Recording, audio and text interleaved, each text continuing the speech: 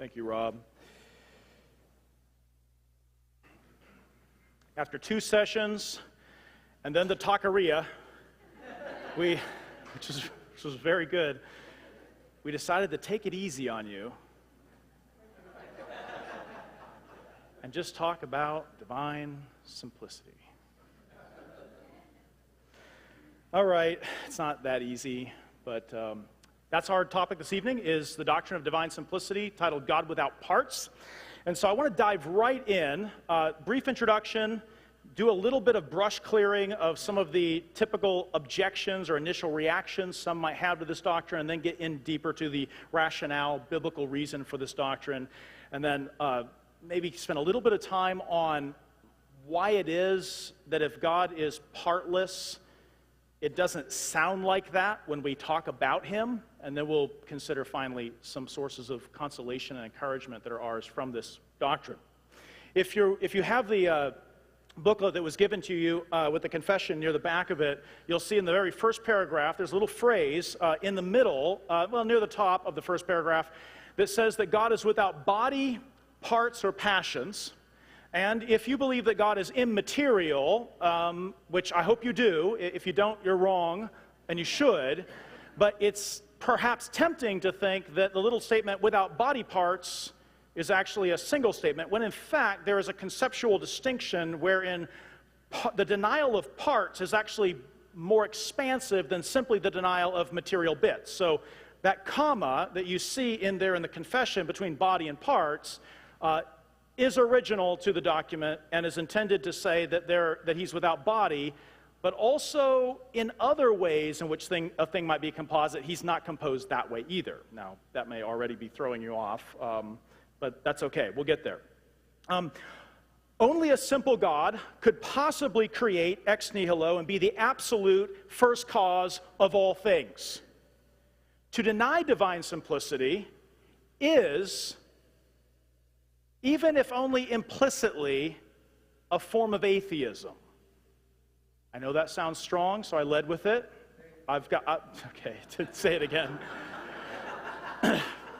I'll need to support that, obviously, but I want to put that out there just to arrest your attention, that there's something about this doctrine that if we dispense with this doctrine, we would be dispensing with God as first cause. We would be in effect saying, there is no one from whom are all things, or if there is, who knows who he is or what to call him. In other words, this doctrine is absolutely essential to the very godness of God and that very thing that distinguishes him from all creatures.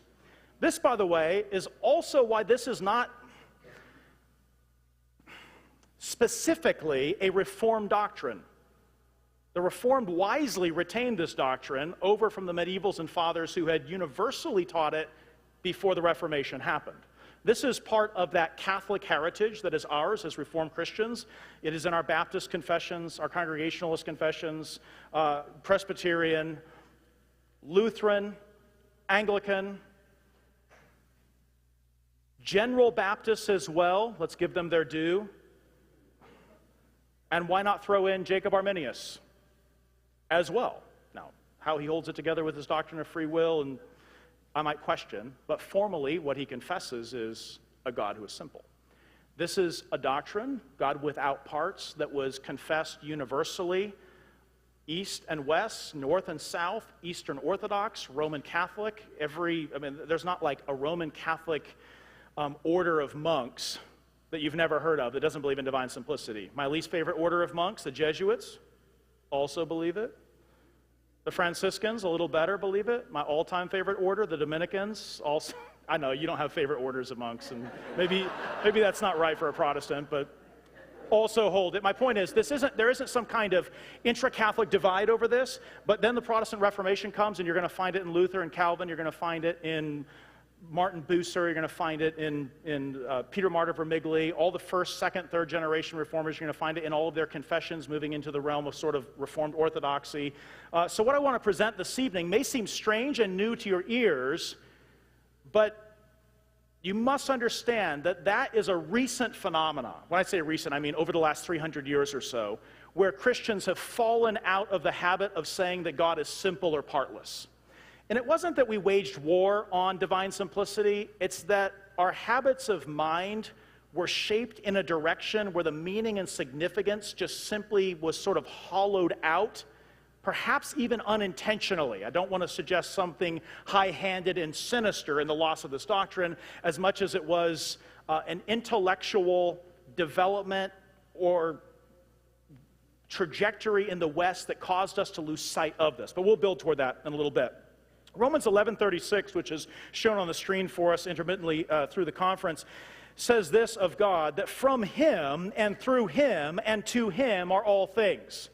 In the interest of the doctrine of simplicity, I want to say that if God were composed of parts, Romans 11:36 simply could not be true. Because things composed of parts depend in some way upon the parts of which they are composed. And if that were the case, then not all things would be from God. Something not God, namely the part, would be in God, functioning in a causal role in his very being itself. If God is the absolute source of all things created, all things that come to be, then he must needs be simple to be that source. Now, that's a thesis I have to defend. I'm just simply asserting it at this moment.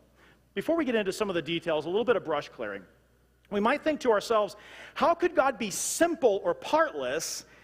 That seems, I don't know, you can check yourself. If you haven't heard that before, or if you can remember the first time you heard that God is without parts and that God is absolutely simple, there are probably any number of reactions sort of spontaneously emerge. Perhaps that sounds insulting. When I say Richard is simple,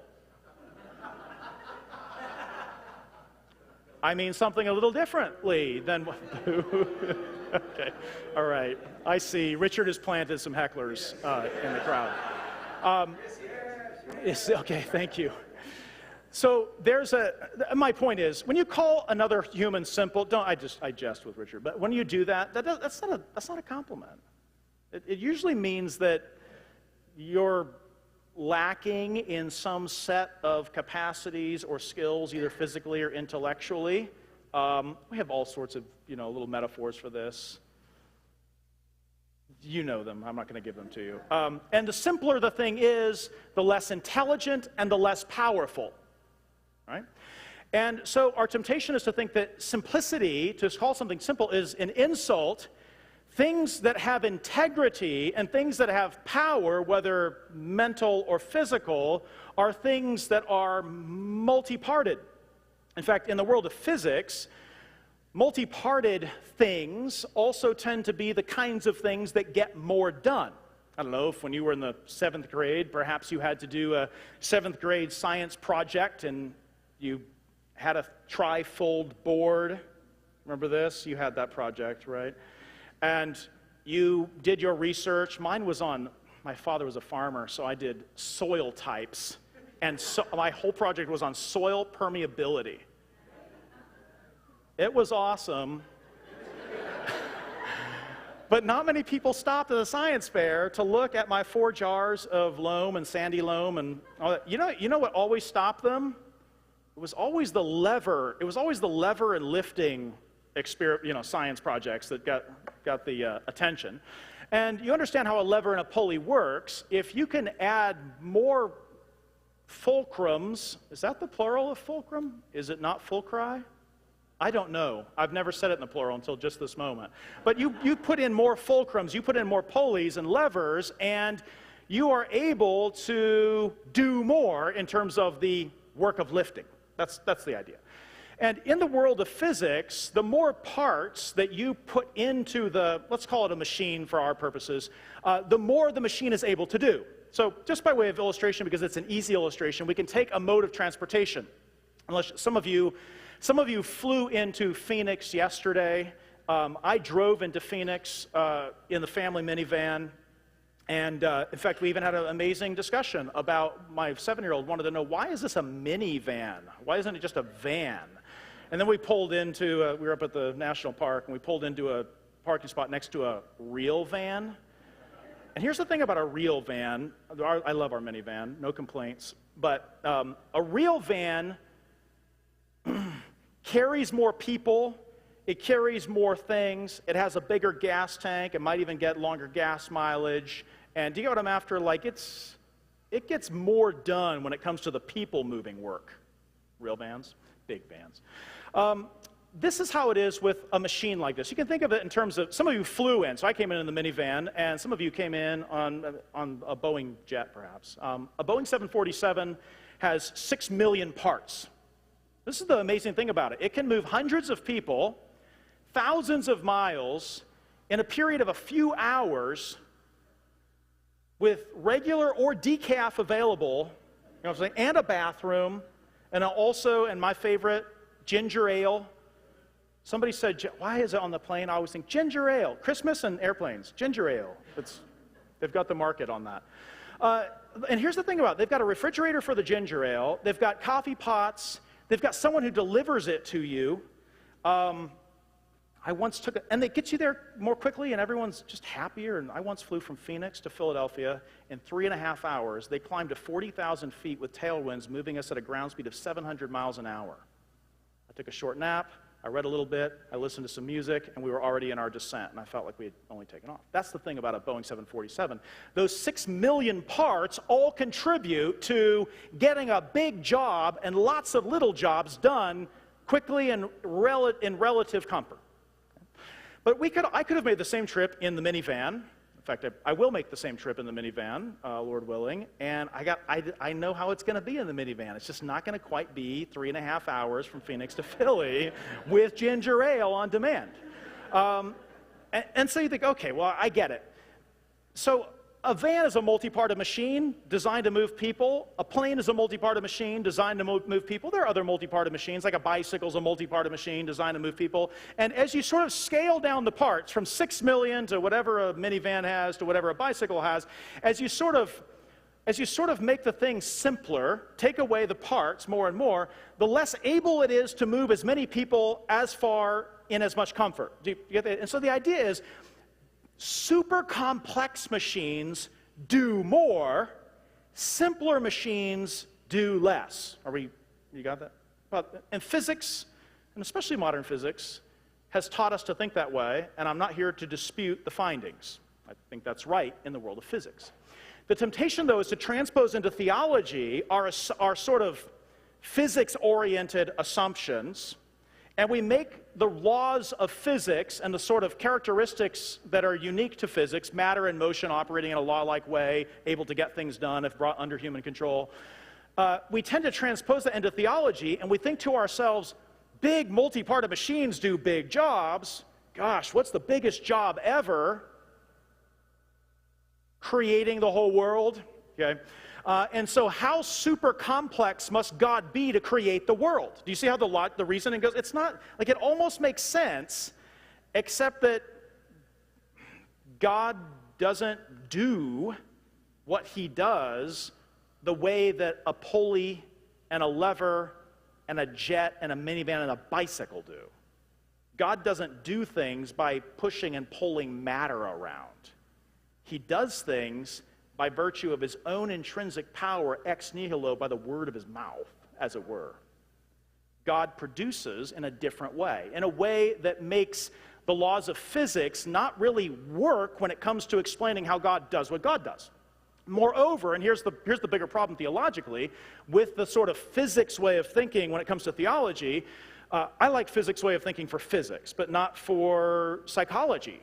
Not for history necessarily. In other words, there are other sciences and departments of human knowing that aren't necessarily going to fall in line with the laws that govern physics per se. Okay? So recognizing that the science of theology is not the science of physics, I'm already going to assume that perhaps the way God does what God does is different. But moreover, and this is the more sort of relevant issue with divine simplicity, the more multi-parted a machine is, the more dependent the machine is. And by that, what I mean is the Boeing 747 is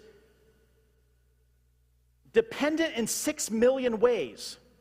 Do you get what I'm after? Everything in that airplane is actually something not an airplane contributing to the whole package.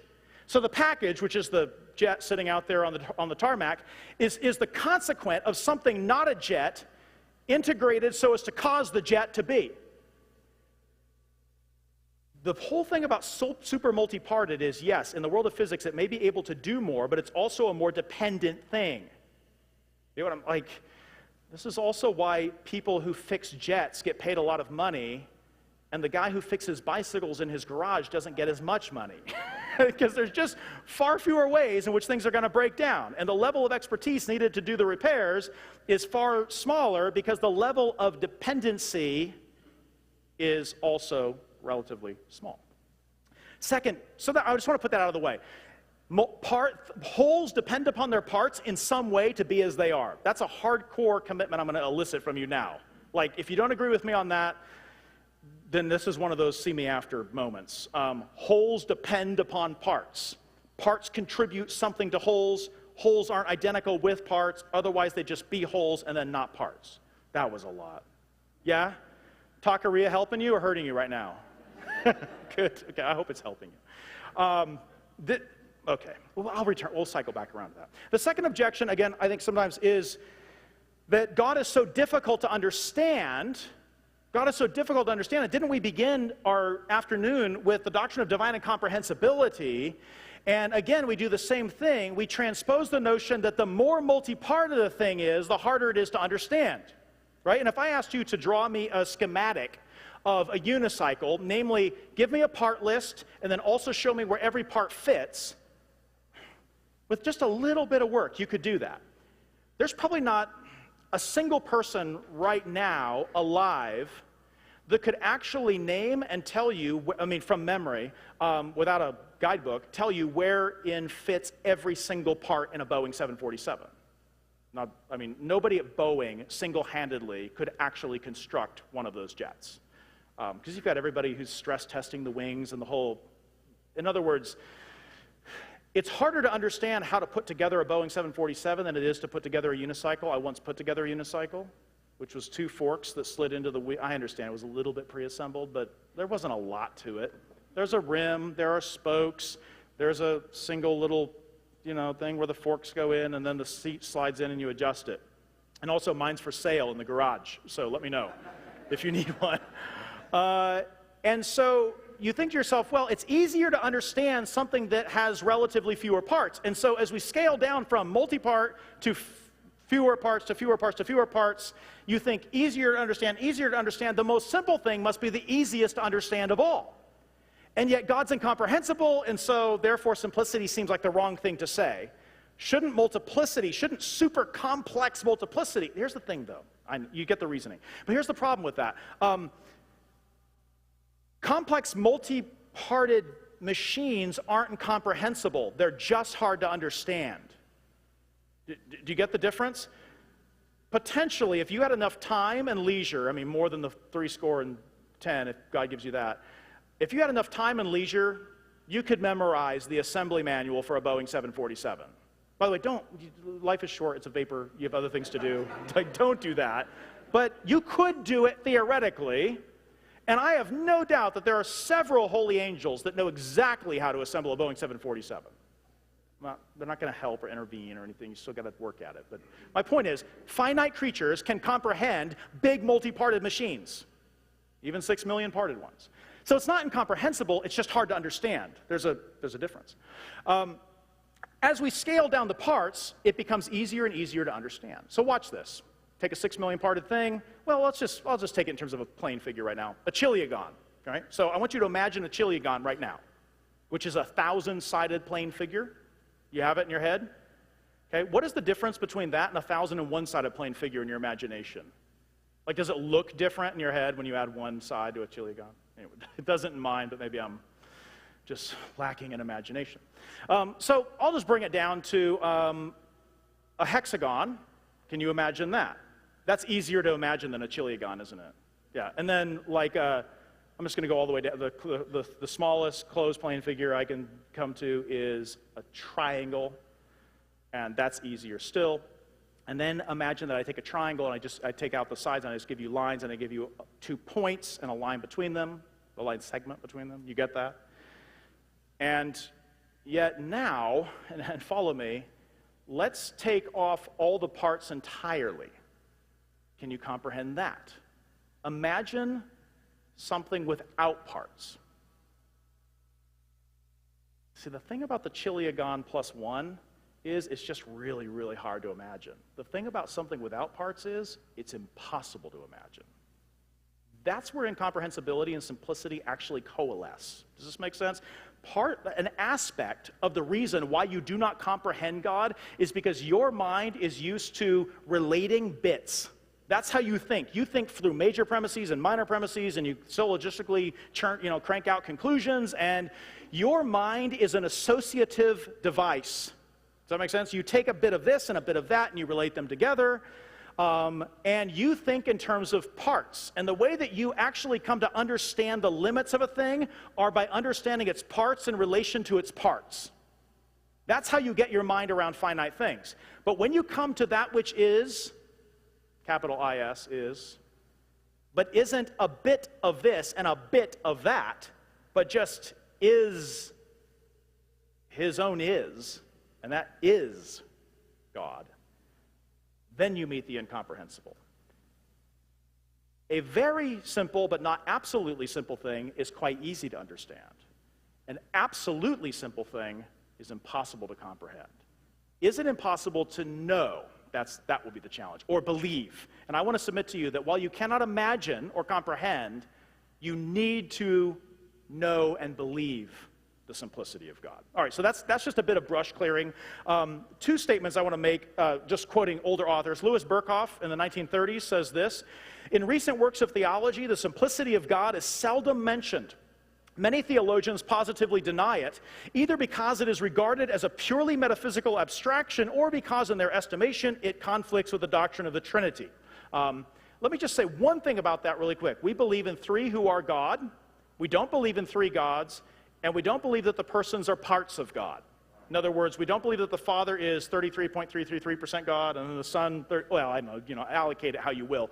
We don't believe that the persons are bits that comprise the whole, because if that were the case, then God would actually be the consequent of something less than himself, because that's how every part relates to its, or how every whole relates to its parts. So if we have maybe in the Q&A tomorrow, you guys can set up if God is simple, how can he be triune, and I won't run, I'll go to incomprehensibility ultimately, but there are a few things we can say about that.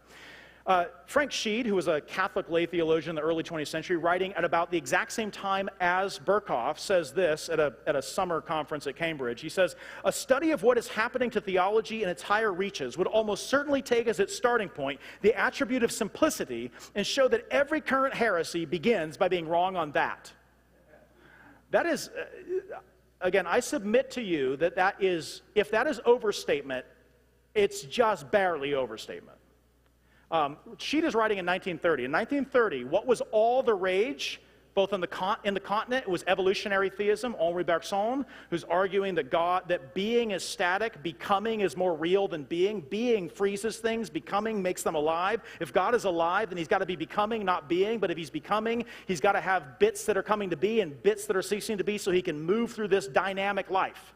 That's Bergson's theistic sort of evolutionary view of God, which is kind of coming off of Hegel, which is God as a thesis, antithesis, or thesis, synthesis, antithesis, back to thesis, and God is kind of developing himself in a kind of progressive linear world project. And you're like, I don't believe any of that. Well, but in the schools, this is what is taught. Moving into the Anglophone world, Alfred North Whitehead says that God is primordially deficient in actuality, which is to say he believes that the world actually needs to act upon God so as to help him become what he isn't originally. Okay? And this is Sheed's point. Sheed is a kind of traditionally minded Catholic, which, by the way, on this point, concurs with Berkhoff, a Reformed Christian, which is this, that to become, to develop, to evolve, to actualize to newness of being, requires two principles, a principle of actuality and a principle of passive potency. That is to say, I can't become what I don't first have the capacity to be. Like right now, I have the capacity to be silent. But they didn't ask me here to do that, so I'll talk until our time is up. But I have to act, so I actualize what I am not. Speaking is a state of being. I can say, with the being verb put where it should be, I am all the existential is I can put on that. I am speaking is a state of being I enter into when my potentiality for speaking becomes actualized. Are you feeling this? And so there has to be in me that which is actual, and then also that which can become actual, and that which can possibly be actual is, as possibility, exactly not actual. Like, I am possibly sitting right now, but you aren't. You aren't possibly sitting right now. You are actually sitting right now. But I couldn't actually join you in sitting unless I had the capacity to be. Does that make sense? So if I were an ether, I'm not an ether, I'm a man. But if I were an ether, which is like a gas, I couldn't possibly take a seat. You know what I'm after? It's just ethers don't sit down and take a rest. Not any that I've known. So, yeah, but you get my point is, my nature supplies to me possibilities of being that aren't actualities of being, in which case I have actualities combined with potentialities. That is multipartedness. This is what Sheed is after. That's what is under, that ontology is underlying all of the process evolutionary God-becoming theisms that were becoming so fashionable in the 19th and early 20th century. And so when he says, how should we stop this heresy? Invoke simplicity. If God is without parts, then all evolutionary process, God in development type theisms are immediately rendered false as a result of this. Heresies about gods almost inevitably sneak in as soon as we either deny simplicity or just stop putting it to work in our theology.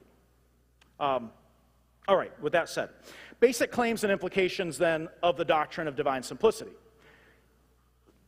The chief claim is a negative one. It is simply that God is without parts. Stephen Charnock says, though we cannot comprehend God as he is, let us be careful not to fancy him to be what he is not. I put that as an epigram in the first book I did. I think he's actually borrowing that from John of Damascus, which is to say, that's got some nice currency, east and west.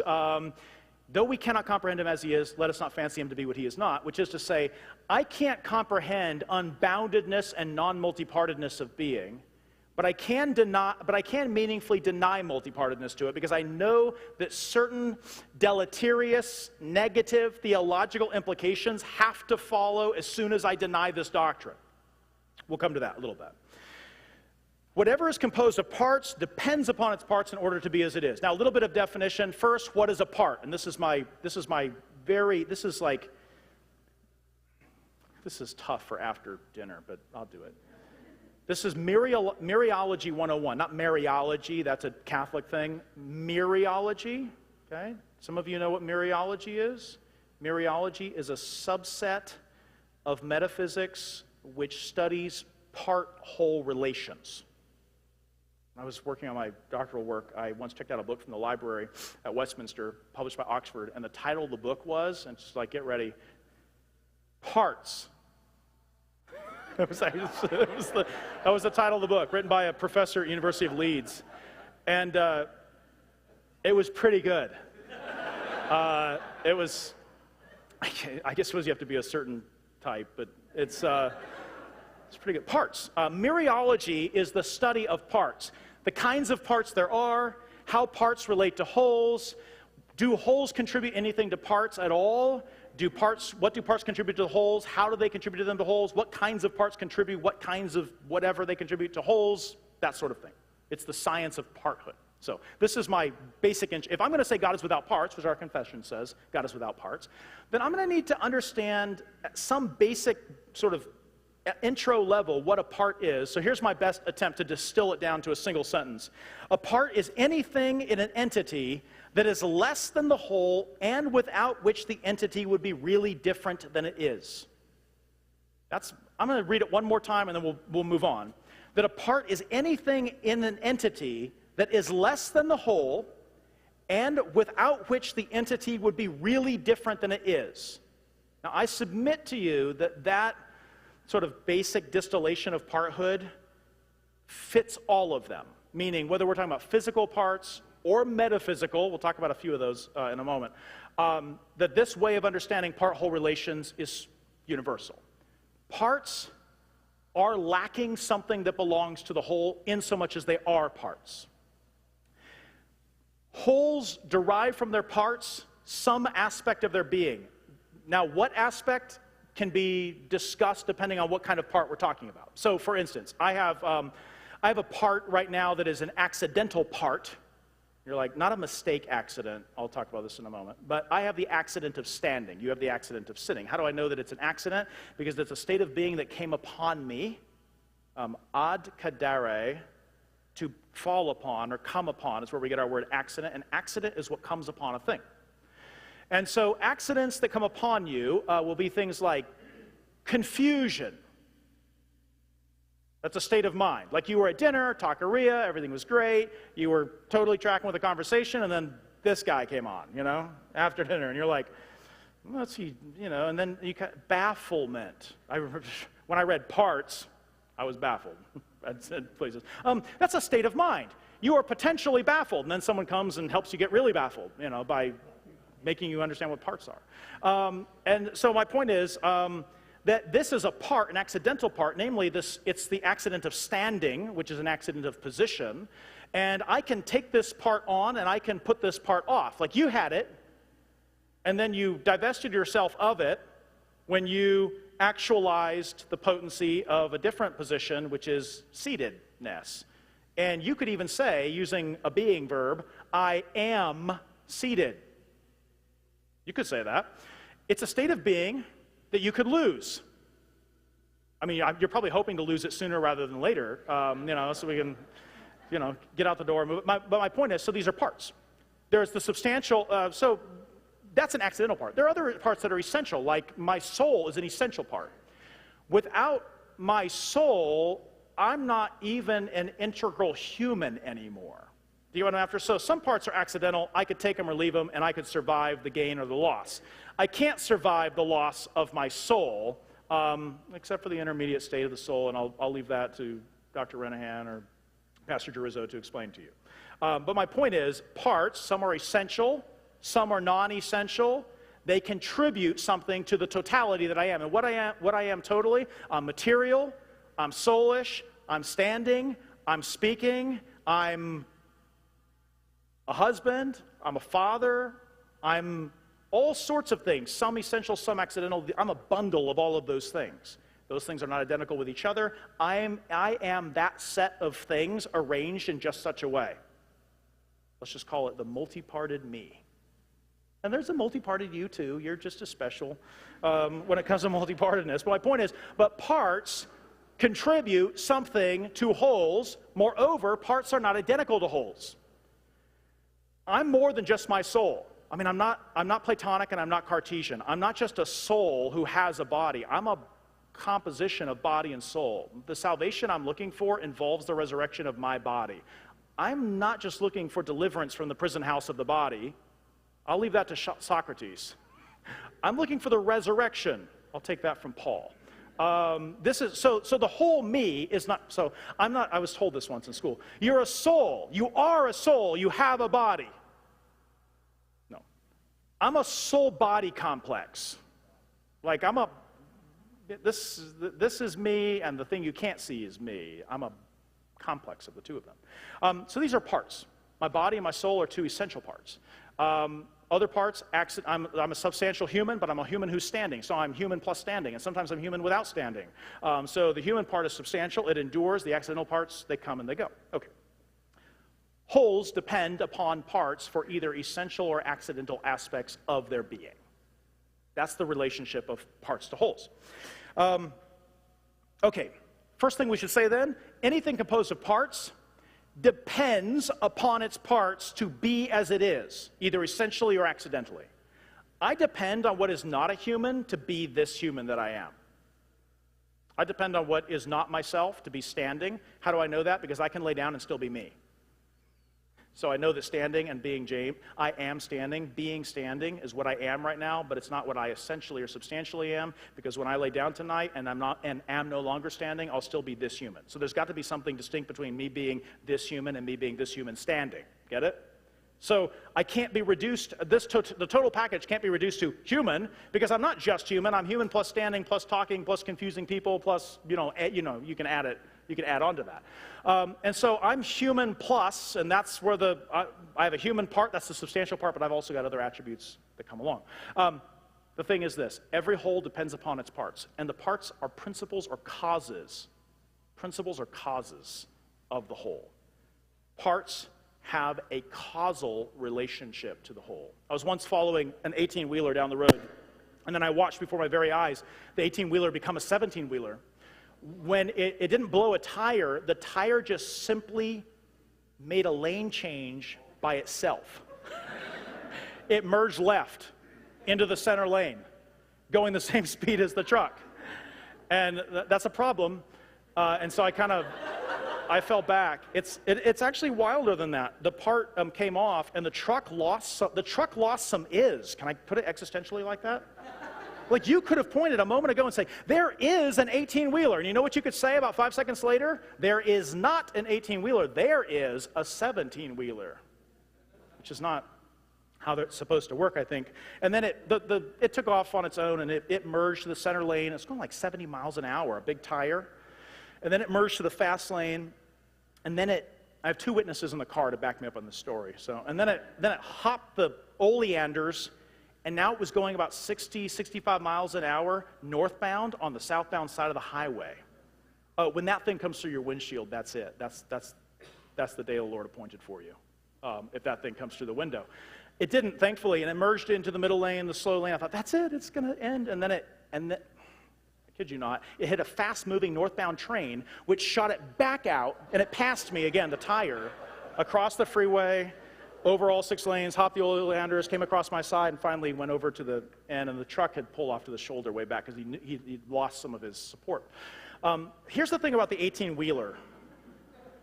Just to put it in terms relevant, that's just a fascinating event. I mean, I don't want many of those in my life, but one now and then for illustration is good. And that truck lost some being. Do you know what I'm after? It lost some state of actuality. It lost the actuality of being 18-wheeled, and then it lost whatever that tire gave it, support for its load. Parts give being of some sort to wholes. Wholes depend upon parts in some way for the being they have. That's the first problem with saying God is composed of parts. If you say that God is composed of parts, something not God has to contribute to the is of God. And here's the thing. God just is. He's not an is that is caused by. Fill in the blank. God isn't caused to be. Ergo, without parts. Secondly, we should say that everything composed of parts is dependent in a second way, not only upon its parts, but also upon whatever funds the unity of its parts. Now, that's just a fancy way of saying whatever put it together in the first place, or whatever accounts for its togetherness as opposed to its apartness. And so we can think of it like this, just going back to the 18-wheeler going down the highway. The 18-wheeler isn't just dependent upon its parts, it was also dependent on, and I'm just guessing here, but I think I'm right, on someone who actually assembled the parts together. Why did I even say that slow? Because that's so obvious, like obvious, slowly. You're like, well, yeah? You mean like someone put the tires on the truck? Yes, that's what I mean, exactly that. In other words, you don't just go over to a yard and you're like, hey, look, there are 18 wheels, and there's a rectangular box, and there's a cab over there, and I wonder what could happen. You know, I mean, like, well, you know what could happen. You could put the wheels on the truck and on the trailer and hitch them up and, start rolling with the load. But the thing is about the parts don't supply their own togetherness. That is to say, parts as such do not assemble themselves. They are assemblable. That's a word, I'm certain. Assemblable, able to be assembled, if not yet assembled. Okay, they're assemblable. Don't do that. That's a hard word, assemblable. But they're not assembled. Something's got to impose some togetherness on the parts. Something has to fund the unity. Does this make sense? Parts as such don't fund their own unity. They need a fund of unity. Someone to put it together, or put it differently, a composer. Everything composed of parts depends in 2 ways. A, upon its parts, B, upon whatever funds the unity of them. So are we good on this? I'm just trying to get down to the hardcore of this. This is why historically the church, East and West, Roman, Protestant, Catholic, Classical Arminian, Lutheran, it's a big net, right? All said God is without parts. And they understood the implications of the alternative. The alternative is God made to be by that which is not God. And now I can imagine one argument right here, so I'll just swat at it if I can. Well, what if God made himself be? What if God was his own self-assembler? Just two reactions to that. In the relevant existential sense, nothing can be the absolute cause of itself. The thing about causing is to do it. When I say causing, I mean make things be. And I don't just mean ex nihilo. I mean make things be. Like I can make this paper float down to the, by dropping it. I mean make things do stuff. That's what I mean by causing. To produce things requires that the producer be. I'll put a little bumper sticker. This is my bumper sticker version of it. If you aren't, you don't. Do you think what I'm after? You have to exist to do. Operations follow existence. Operations are always operations of something that is. So God cannot be the absolute cause of himself, inasmuch as causing is an operation that requires the being as its foundation. If God isn't, he's not going to make himself because there's no him there to make. Are we good on that? Okay. I think in the other sense, nothing can give what it does not already have is the other principle I would appeal to, and simply say that you can't give what you don't got. Don't say it like that, but you could say it like that if you were in impolite company. You can't give what you don't got. I know, you cannot give what you do not have. Okay? Well, what does God have? God is an infinite, boundless ocean of being. God is existence without boundedness. There's nothing in this respect relevantly lacking in him. There's nothing to, I could take my mint. I have extras, yeah. I've been using them just so in case anyone asks. I could take my mint out of my left pocket. I could put it into my right hand, but I haven't just enriched myself by one mint. I can only give myself what I have, and I didn't really gain anything by, you know what I'm after? That's just illusory. That's not a real, oh, you just gave yourself a mint. You're so nice. Actually, I already had it. Okay, this is the thing about being. God has it. He is being, infinite in fullness of being. There's nothing lacking in God. So with what is he going to, as it were, build himself? Do you know what I'm after? That he isn't already just in himself. Okay. So these are the concerns. Now, there are certain implications. I know we're up against the time, but I'm going to run through a few of the implications for this, for our theology. When we say that God is not composed of parts, there's a certain sense in which everything composed of parts is posterior to its parts and to its composer, posterior in being, and it's dependent upon parts and composers of parts. Implications that follow. The first and most important one that we need to apprehend, not comprehend, is this: that God's existence, his active being, and his essence, or his whatness, cannot be constituent components in him, each supplying what the other lacks. In other words, there's no distinction in God between what and is. All right? So if I took my friend Rob and I asked you about Rob, what is Rob? If I asked you that question, what is Rob? And you said to me, Rob, he is. Now, I'm not asking, does he exist? I'm asking, what is he? What sort of thing? And so if you said to me, yeah, he is, if you gave me an existential answer to an essential question, you wouldn't be answering my question. Does that make sense? The answer to the question, by the way, depends on how you want me to package it. I'll give it to you in Aristotelianese. He's a rational animal. So he has a body with certain appetites and activities, but he also has a rationality by which he communes with God and the angels, and he straddles that line, like the rest of us, between the material and the immaterial world as unique creatures, the greatest of those sub-celestial creatures that God has made. And Rob is one of those. It's the best way I could think to... Why? We should make it colorful. That's a colorful way to say it. That's what Rob is. Rob's a rational animal.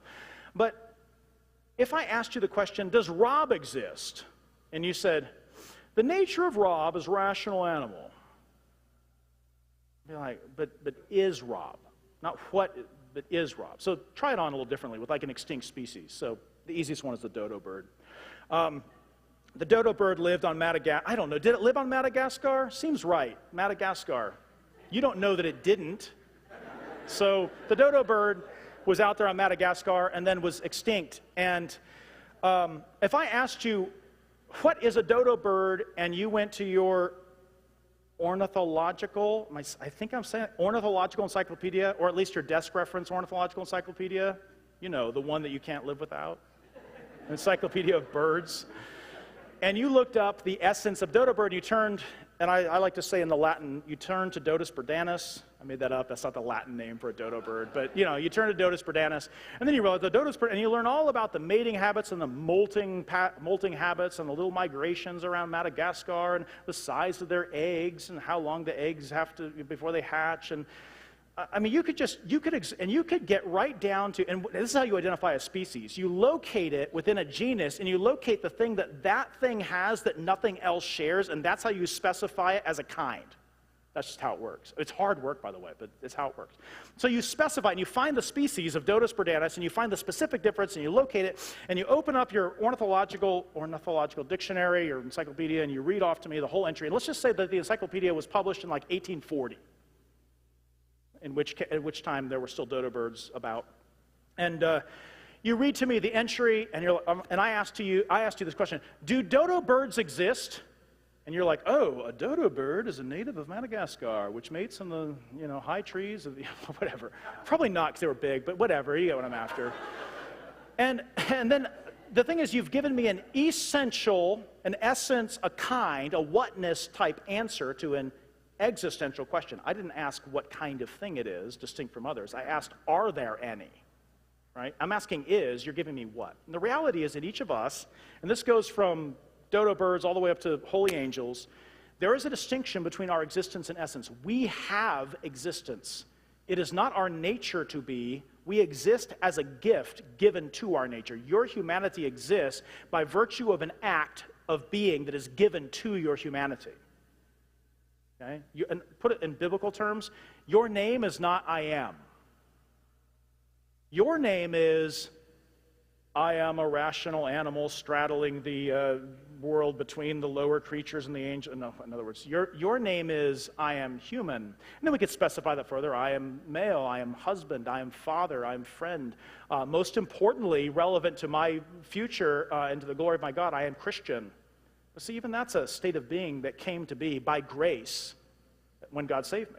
So I answer all of my am, my little I am, is always contracted by a what that has the is. I am human. That contracts the existence to the humankind. I am male, contracts it to this sex. I am husband, contracts it to this sort of relationship. I am father, a different sort of relationship. In other words, all my little ises, I am standing, is contracted to a certain accidental state of being in which I happen to be at this moment.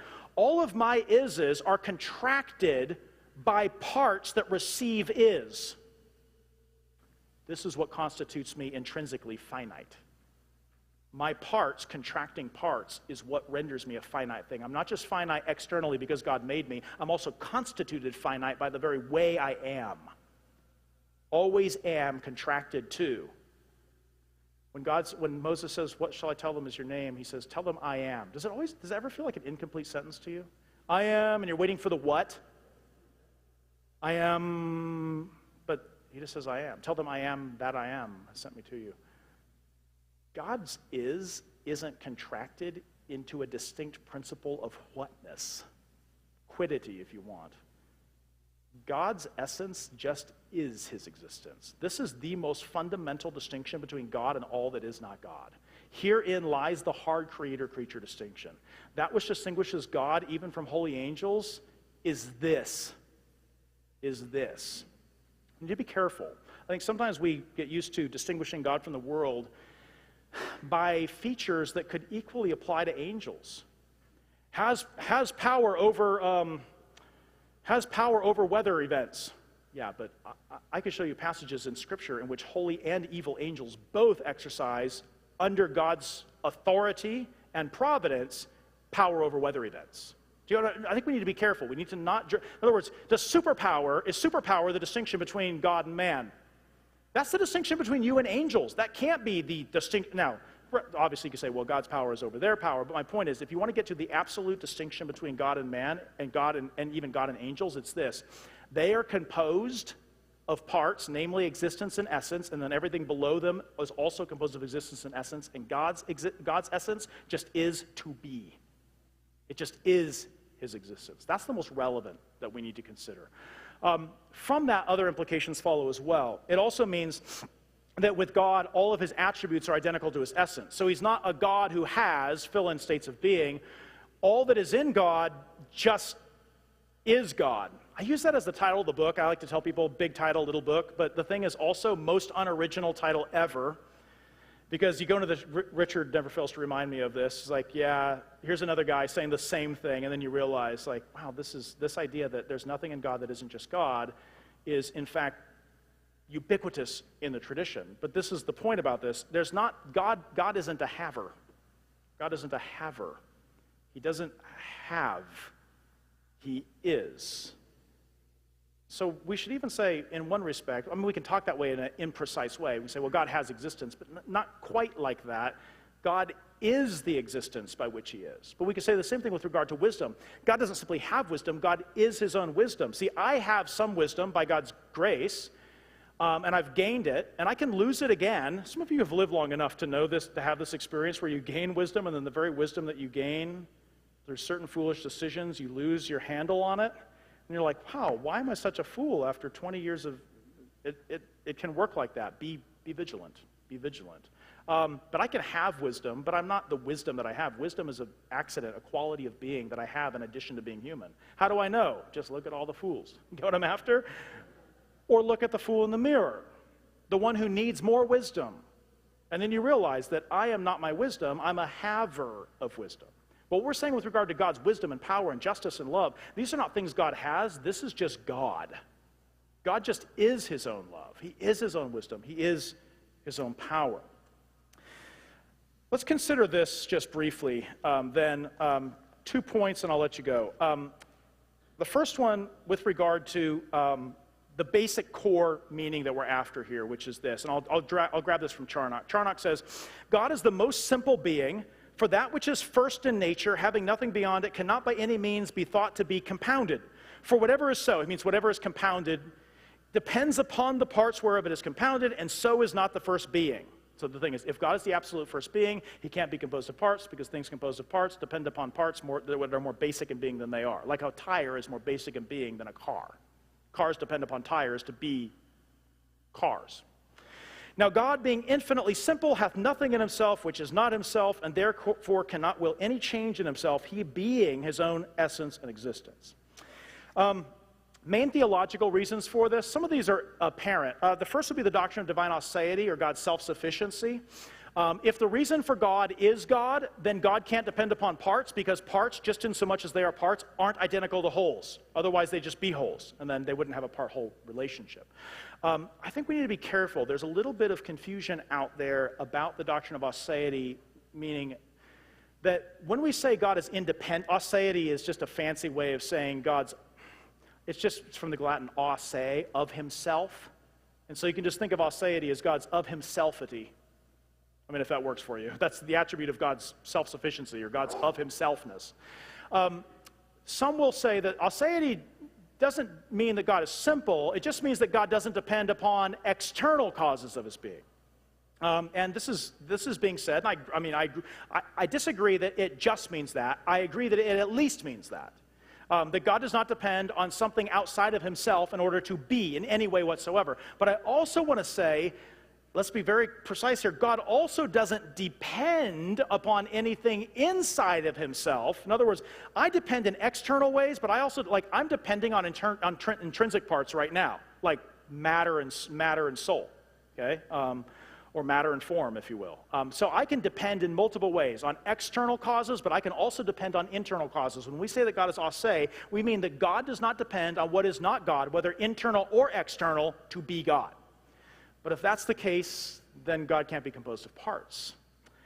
Secondly, the doctrine of divine infinity would come at this, and I'll just simply say this in passing with regard to divine infinity. This is that unboundedness of his being. Parts, because they have to be less than wholes just to be parts, must be finite.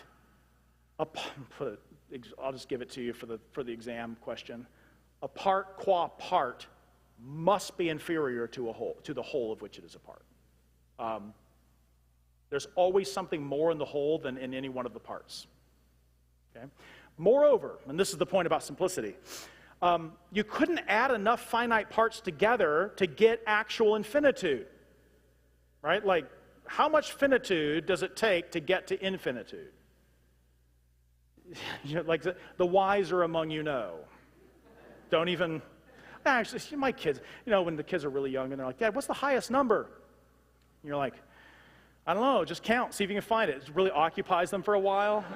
And then they turn like 5 or 4, I don't know how smart your kids, maybe I'm insulting my kids, maybe it's before 5. At some point, young, they're like, they announce to you, there is no highest number, like discrete quantity. There is no highest number.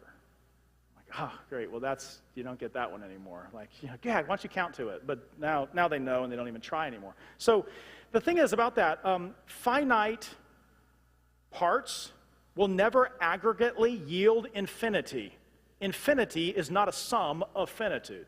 In other words, there's no commensurability between the two. If God were composed of parts, he would necessarily be built out of something finite, which should only ever make him an amazing multi-parted finite thing, like a jet. You know what I'm after? Powerful, perhaps, but definitely a dependent being. Definitely not the first being. Finally, the doctrine of creation, especially the doctrine of creation, I think drives this doctrine, meaning if you went to biblical text to prove this doctrine, I would go, if someone asked me, well, where's your proof text for God is simple?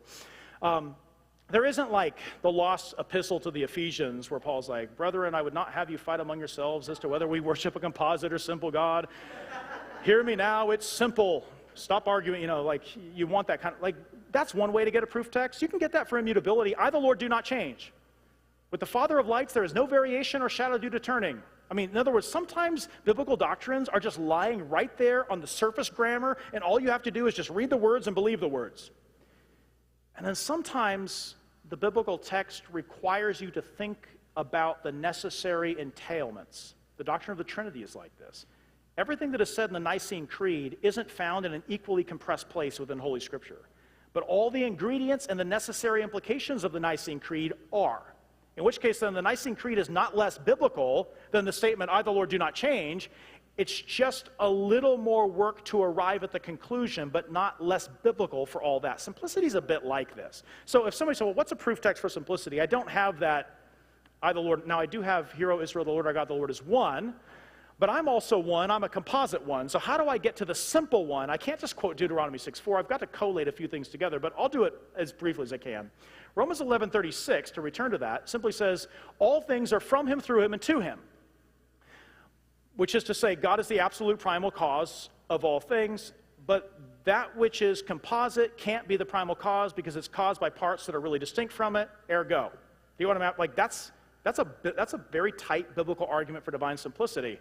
All things are from him, through him, and to him, but if God depended on parts, then God would depend on what is not himself to be himself, and then he wouldn't be the first cause of all things, which the text says he is.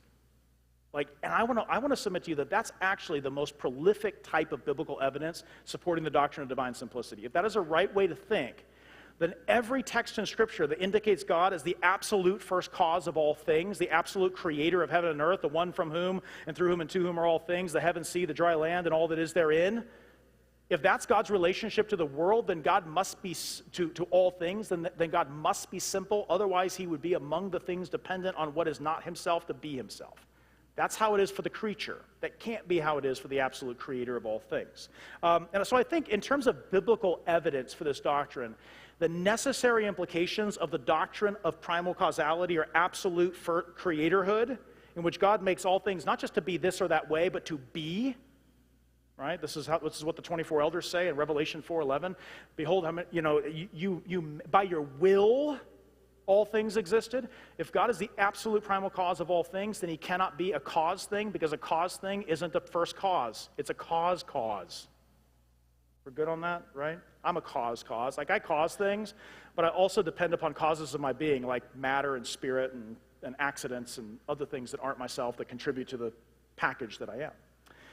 Finally then, I'll leave off the simplicity of God talk. I deal with this in a book, and you guys can get into that if you want to. I just want to conclude with a few points of consolation drawn from this doctrine. First of all, the doctrine undoubtedly accentuates in a very exquisite way the creator-creature distinction. There just isn't something like this out there in the world. Not even the most amazing angel you might think of. That this reality that God is his own is, which nothing else, everything else is a haver of is. God is the is by which he exists. He is his own active existence. This helps us, I think, keep clear on the absolute creator-creature distinction. This helps us keep from sort of dragging God down unwittingly into an angelology, all the while calling it theology. I had a friend years ago, we were talking, and I said, what is your problem? Like, what is the problem with so much modern evangelical doctrine of God? And he said, well, the thing is the medieval, like the Reformed scholastics and the medievals before them and the fathers before them wouldn't recognize our multi-parted God, our composite God, our passionate God. Sam will talk about that tomorrow. Would not recognize this as the Christian God. And I said, yeah, they really wouldn't have any place for it in their theology. And my friend said, no. I think someone like Thomas Aquinas would have a place. He does have a place in his theology for this doctrine of God. It's just not in his doctrine of God. It's in his angelology. I submit that is not far off as a diagnosis. What many people think of as God and the distinction between themselves and God is actually more accurately a description of the distinction between ourselves and a holy angel. Supernatural beings that don't have bodies, that actually work in nature at a supernatural and powerful level and are sinless. That's Gabriel.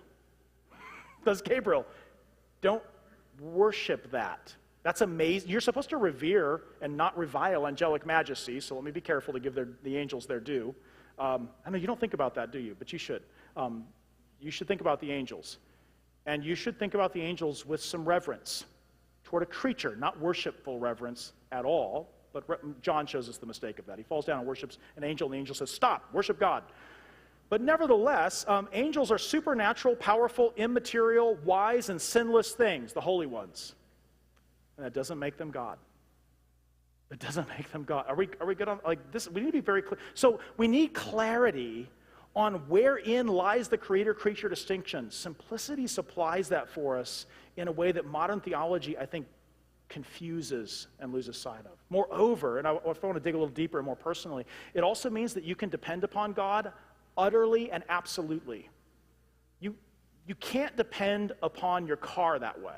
Like you depend upon your car, right? I mean, most of you came here in a vehicle this evening or some have transportation, and you place some dependence. You entrusted yourself to that vehicle, but your trust in the vehicle wasn't absolute. It was only relative. You can like if you came here in a Toyota Corolla, you can only trust it relatively. And what I mean by that is, you really have to trust the fuel injectors and the tires and the axles and all the other things. So in other words, you may be depending upon the car, but if the car is depending upon something more basic than itself, then your confidence actually has to dig deeper than the car. But if your confidence in God is irreducible and absolute, it must be because he is simple. That is to say, if God were composed of parts, you would actually have to place a deeper reliance on the parts on which God himself depended. But if God is simple, then you can cast yourself upon him for this life and the next, absolutely, unreservedly, not relatively. You can abandon yourself to him utterly for this life and the next, for life and breath and all things, but only if he is simple. If God is composed of parts, you cannot depend upon him unreservedly. You can only depend upon him relatively and qualifiedly. Unqualified dependence upon God requires that it be a simple God upon whom you depend.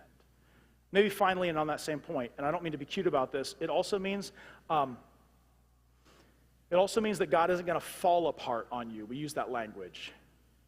I could fall apart on you. I could promise you tomorrow that I'm going to do X, Y, or Z for you, and I could get in a major car accident on my way back to the hotel, and instead of doing X, Y, or Z for you tomorrow, you're visiting me at the hospital.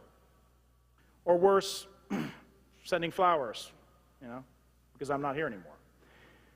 The thing about dependence upon others other than God is it's a relativized dependence upon things that could potentially go to pieces and disappoint you. But if God is simple, it's not just that he's held together. God isn't held together because there's not a bit of this and that being held together. God just is. Do you get what I'm after? If you want to be really technical about it, there isn't even an integration there because there aren't bits there that require integration. There's just God, absolute fullness of being. Cast yourself upon him and his promises utterly, unreservedly, and unquestionably because he alone of all beings is actually worthy of that level of faith and trust. Let's hold on to this doctrine. Let's hold on to this doctrine. I'm going to pray to close this session, and I'll let David or Stephen or whoever's giving instructions to follow. Our God in heaven, we do bless you, Father, Son, and Holy Spirit. We praise you, Lord, that you do not depend upon another. You do not rely upon what is not yourself to be yourself. But Lord, you are the one who is I am, absolute fullness of being, incomprehensible in wisdom and power and love and justice, incomprehensible in being, and yet, Lord, the one who's revealed himself to us bit by bit through your Holy Scripture and through your creation. And you have revealed yourself to us as a loving Father in the gospel of your own Son, whom you sent to save us from our sins. Lord, we bless you and we thank you for these things. Teach each of us here, Lord, to depend upon you unreservedly and unquestionably, knowing that you alone are worthy of that from our hearts. Lord, create that level of faith in each of us in this room, I pray. Lord, for our spiritual good and most of all to the praise of your matchless name. It's in the name of your Son, Christ Jesus, we pray. Amen.